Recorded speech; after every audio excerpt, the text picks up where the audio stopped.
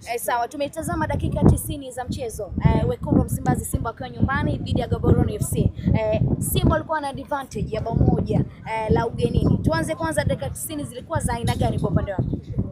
Nafikiri ni dakika 90 ambazo zilikuwa bora sana kwa upande wa Gaborone United. Inawezekana kwenye mchezo wa leo Gaborone alifanya homework ya kutosha kumsoma Simba, japokuwa hajacheza sana zaidi. Inaweza kusema wametumia mechi dhidi ya Fountain Gate kama kipimo sahihi cha kujua ubora wa Simba na madhaifu yake, na kwa namna moja ama nyingine kwenye mchezo wa leo ni kama walifanikiwa, kwa sababu ulikuwa unatazama namna ambavyo walikuwa wanarahisisha baadhi ya vitu ambavyo kwenye mechi ya kwanza ilikuwa vinashindikana.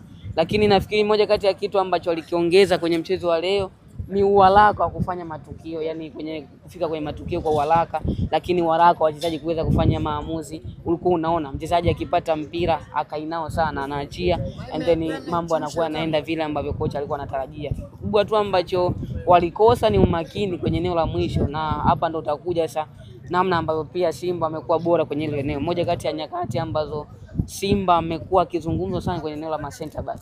Japokuwa kwenye mchezo wa leo sijamuona Rushain Deleki yule, sijaona kabisa namna ambavyo Yusuf Kagoma amekuwa akikata umeme, lakini kwenye mchezo wa leo Gaborone United alifanikiwa, na nafikiri moja kati ya sehemu ambayo alifanikiwa, kuna nyakati ulikuwa unaona namna ambavyo anakata mawasiliano kwenye eneo la katikati, kwa maana Arasani Kante pamoja na Yusuf Kagoma ni kama walikuwa wanazidiwa ile mianya ya kuweza kupenyeza mipira kuelekea kwenye eneo la mwisho. Lakini pia hapo utarudi kwenye makosa binafsi ya mchezaji mmoja mmoja kwa Wekundu wa Msimbazi. Nafikiri kama Jean Shalea wange kuwa makini kwenye mchezo wa leo alikuwa anaondoka na hat-trick, lakini sivyo bahati ameshindwa kufanya hivyo, na hapa ndo nakuja sasa kuangalia kwenye nyakati ambazo unamhitaji mchezaji aweze kukupa kitu bora, ndicho ambacho anakupa. Utarudi kuangalia kwenye mchezo wa leo ni kama Jean Shalea wako na siku nzuri sana kazini, na ndio maana amekuwa miongoni mwa wachezaji ambaye kumuona anatoka ndani ya dakika 90 imekuwa ni ngumu sana. Ukianza msimu uliopita, lakini hata alipoanza msimu, lakini kwenye mchezo wa leo Ahmed Morocco aliona haja ya kumtoa, kwa sababu tayari ni kama pressure ya mchezo ilikuwa inamsumbua, lakini umakini ambao alikuwa na ukosa ni kama ulikuwa unagharimu timu. Tayari Gaborone United wameshapata bao moja. Kama wanapata bao lingine, maana yake kuna namna ambavyo Simba angeweza kuwa kwenye nyakati mbaya zaidi, kwa maana angetoka kwa sababu ya faida ya goli la ugenini ambayo Gaborone United angeweza kulipata. Lakini yote kwa yote Simba ameweza kuishi kwenye kile ambacho walikuwa wanakiamini, na inawezekana ni historia bora ambayo amekuwa nayo kwenye michuano ya kimataifa, pamoja na uzoefu aina wachezaji ambao uko nao umemfanya asimalize dakika 90 akiwa bora zaidi, kwa maana ya kupata matokeo. Kuna kuwa bora na kuwa dhaifu, lakini pia kuzidiwa ubora. Simba leo walikuwa kwenye kiwango cha aina gani? Simba kwenye mchezo wa leo alizidiwa mbinu ndani ya uwanja.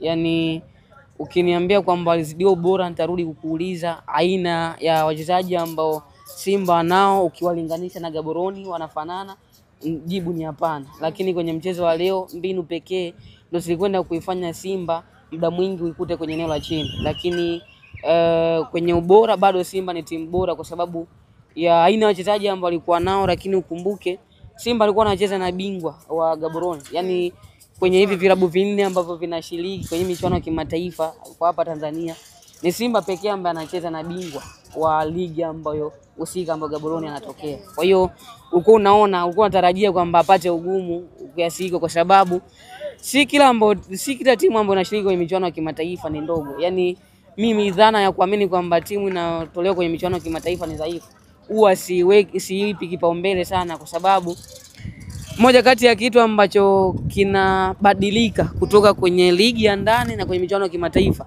huku timu zinacheza kimikakati zaidi. Yani nafasi 2-3 anaweza kubadilisha taswira ya kile ambacho mmekijenga. Yani kama Simba angeweza kusawazishiwa bao, maana yake kile ambacho Simba amekifanya msimu uliopita tungeweza kukisahau kwa haraka. Lakini uimara ambao Simba amekuwa nao inawezekana ndio umemfanya endelee kubaki mchezoni. Baada ya dakika 90 unaona anaibuka shujaa kwa sababu ya lile goli ambalo alipata kule. Kwa hiyo kwangu mimi nafikiri ugumu wa mchezo ulikuwa kwenye mazingira mawili ndani ya uwanja. Mbinu, lakini pia utayari wa wachezaji kuweza kutafsiri mbinu za mwalimu, ndio ambao wamekwenda kuamua. baadhi ya performance za wachezaji. Tuanze kwanza na Musa Pimpini Kamara, licha ya kwamba hajamaliza dakika zote 90. Yes. Nafikiri kwangu mimi Musa Pimpini Kamara ni mchezaji ambaye ana doubt juu ya kiwango ambacho amekuwa nacho. Ukimtazama namna ambavyo anacheza, lakini hata akiwa amesimama kwenye ile milingoti mitatu, imani ya yeye namna ambavyo anaweza akawa msaada wa kuweza kupunguza baadhi ya makosa ambayo atafanywa na ma-center back upo. Kwa nini? Kwa sababu ukitazama hata kwenye mchezo wa leo kuna nyakati ambazo ulikuwa unaona kama sio ubora wa Kamara inawezekana tungekuwa tunazungumza mengine. Sababu kuna nyakati niliona Lucien Dele tayari ameshakubali. Umakini tu wa Musa Pimpini Kamara anatoka langoni, analipunguza goli, ukaenda kuibakisha Simba kwenye mchezo. Lakini ukirudi tu hata msimu uliopita, asilimia karibia 99.99 alihusika pakubwa kuhakikisha Simba inafikia kwa malengo kwenye michuano ya kimataifa. Alicheza CAF Confederation kwa maana finali, ndio.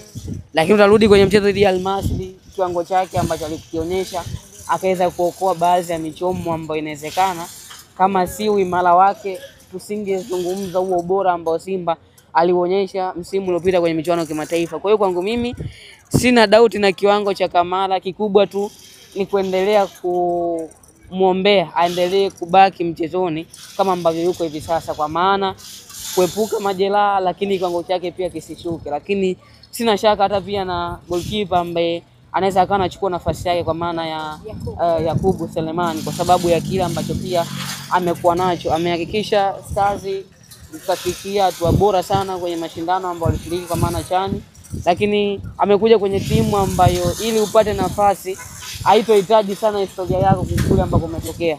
Utahitaji pale unapopewa nafasi kitu gani ambacho unakiofa, kwa maana nini ambacho unakifanya, nini ambacho unacho cha ziada cha kusaidia Simba. Tumzungumzie Morsi Abraham ambaye ni story kubwa. Hajaanza leo kuzungumzwa, ameonyesha kiwango chake mfululizo. Leo alikuwa na mchezo aina gani kwa upande wako? Mimi binafsi nafikiri nimewahi kuzungumza baada tu ya Morsi Abraham kutambulishwa. Ukirudi kwenye kumbukumbu ya kile ambacho nimewahi kukizungumza, kwa maana utakutana na clip, nimewahi kusema kwamba Luis Jose Miquissone mpya ndani ya wekundu wa Msimbazi ni Morsi Abraham.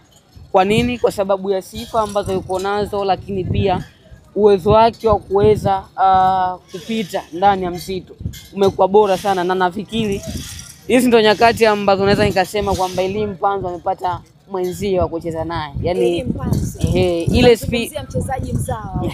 Ile speed ambayo Elie Mpanzu alikuwa nayo msimu uliopita ni kama ilikuwa inamfanya nyakati zingine aonekane ni mchezaji wa kawaida kwa sababu ya tabia za wachezaji ambao walikuwa wanamzunguka. Ukimtazama Janisha leo si mchezaji ambaye ana speed sana, lakini ukaja kwa mchezaji kama Kibu Denis si mchezaji ambaye ana speed sana.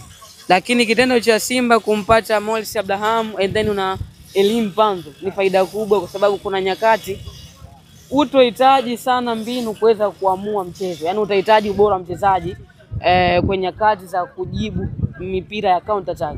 Hapa Simba imepata wachezaji sahihi. Kama unamwacha mshambuliaji mmoja kati ya watatu ambao uko nao juu, and then ukiwa unashambuliwa sasa, alafu una Elie Mpanzu and then una Morsi Abraham, manake uharaka wewe kuweza kulifikia lango la timu pinzani huko 100% kutokana na speed ya wachezaji, lakini pia ubora ambao uko nao kuweza kuokota mipira.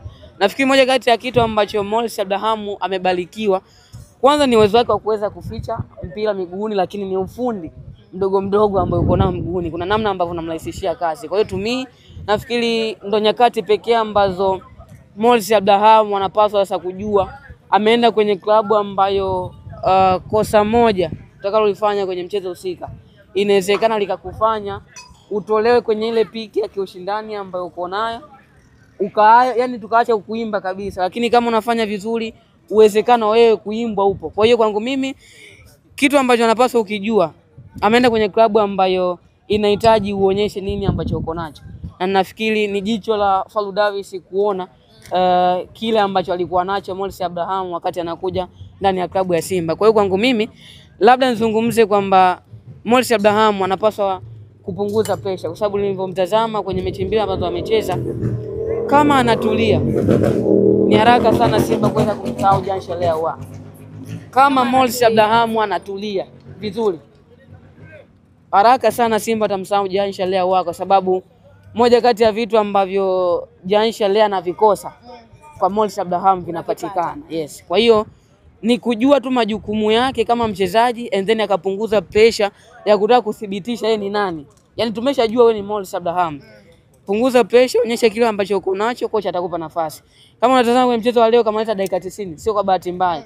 Kutokana na ubora ambao alikuwa nao. Kwa hiyo kocha akaona kuna haja ya kumtoa Jean Charles Ahoua ambaye alipeleka Simba robo finali last season and then anamwacha Morris Abraham ambaye hii ndio mechi yake ya kwanza akiwa anajitafuta, kwa maana akiwa nyumbani. Kwa hiyo kwangu mimi nafikiri Morris Abraham ni mchezaji mzuri, lakini atahitaji zaidi muda, lakini na imani ya walimu kuweza kuonyesha kile ambacho yuko nacho, kwa sababu kama hatopata nafasi kama ambavyo imeanza kwa Fadlu Davis wakati msimu umeanza hakuwa anapewa nafasi sana, lakini mchezo uliopita amepewa.